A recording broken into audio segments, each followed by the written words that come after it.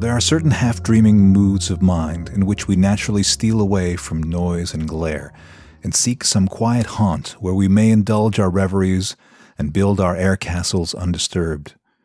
In such a mood I was, loitering about the old grey cloisters of Westminster Abbey, enjoying that luxury of wandering thought, which one is apt to dignify with the name of reflection, when suddenly an interruption of madcap boys from Westminster School playing at football broke in upon the monastic stillness of the place, making the vaulted passages and mouldering tombs echo with their merriment. I sought to take refuge from their noise by penetrating still deeper into the solitudes of the pile, and applied to one of the vergers for admission to the library. He conducted me through a portal rich with the crumbling sculpture of former ages, which opened upon a gloomy passage leading to the chapter house and the chamber in which Doomsday Book is deposited. Just within the passage is a small door on the left. To this the verger applied a key. It was double-locked and opened with some difficulty, as if seldom used.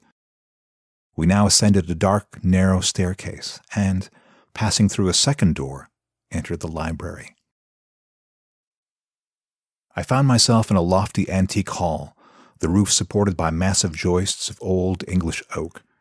It was soberly lighted by a row of Gothic windows at a considerable height from the floor, and which apparently opened upon the roofs of the cloisters.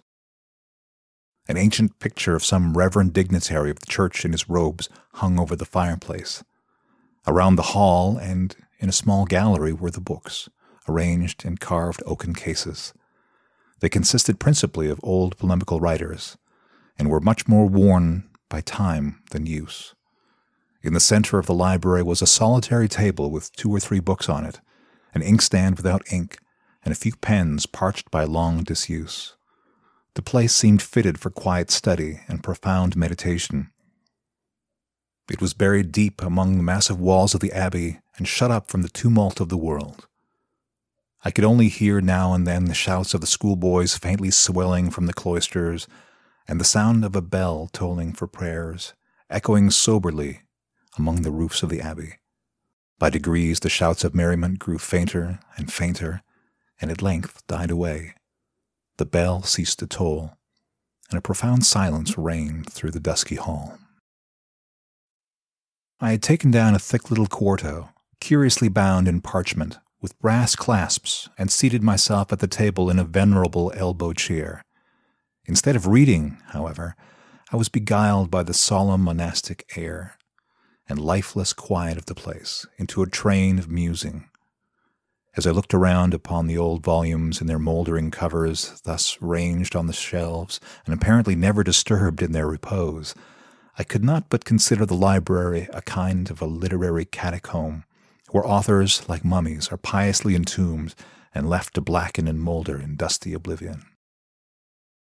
How much, thought I, has each of these volumes, now thrust aside with such indifference, cost some aching head? How many weary days? How many sleepless nights?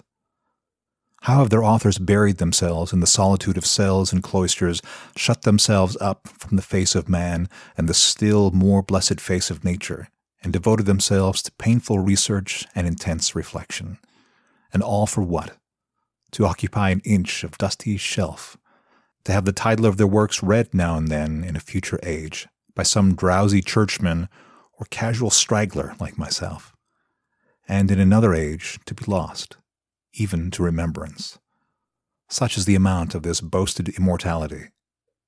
A mere temporary rumor, a local sound, like the tone of that bell which is just tolled among those towers, filling the ear for a moment, lingering transiently in echo, and then passing away like a thing that was not. While I sat half murmuring, half meditating these unprofitable speculations with my head resting on my hand, I was thrumming with the other hand upon the quarto, until I accidentally loosened the clasps, when, to my utter astonishment, the little book gave 2 or 3 yawns, like one awaking from a deep sleep, then a husky hymn, and at length began to talk. At first its voice was very hoarse and broken, being much troubled by a cobweb which some studious spider had woven across it, and having probably contracted a cold from long exposure to the chills and damps of the abbey. In a short time, however, it became more distinct, and I soon found it an exceedingly fluent, conversable little tome. Its language, to be sure, was rather quaint and obsolete, and its pronunciation what in the present day would be deemed barbarous, but I shall endeavor as far as I am able to render it in a modern parlance.